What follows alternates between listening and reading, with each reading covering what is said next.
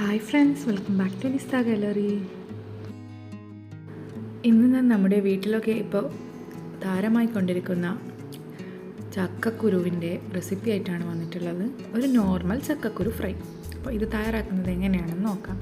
ഞാനിവിടെ ഒരു 15-20ഓളം ചക്കക്കുരു എടുത്ത് അതിൻ്റെ മേൽഭാഗത്തുള്ള തൊലിയൊക്കെ കളഞ്ഞ് കഴുകി വൃത്തിയാക്കി ഇതുപോലെ നീളത്തിൽ കട്ട് ചെയ്ത് എടുത്തിട്ടുണ്ട്.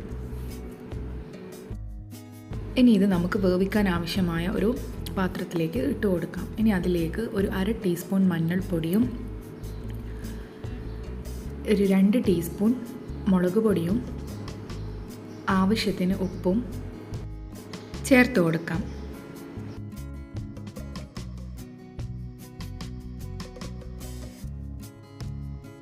ഇത് വേവിക്കാൻ ആവശ്യമായ കുറച്ച് വെള്ളവും ചേർത്തൊന്ന് നല്ലപോലെ മിക്സാക്കിയതിന് ശേഷം ഇതൊന്ന് നമുക്കൊരു മീഡിയം ഫ്ലെയിമിൽ വേവിച്ചെടുക്കാം.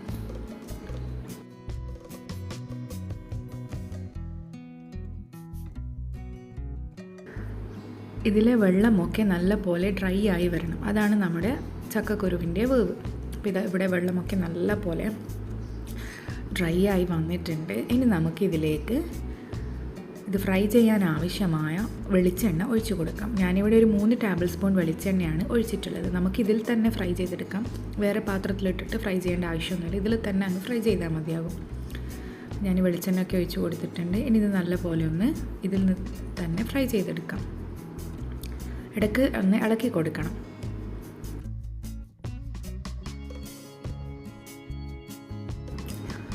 അങ്ങനെ നമ്മുടെ ചക്കക്കുരു ഇവിടെ നല്ലപോലെ ഫ്രൈ ആയി വന്നിട്ടുണ്ട്. ഇനി നമുക്കിതൊരു പ്ലേറ്റിലേക്ക് മാറ്റാം.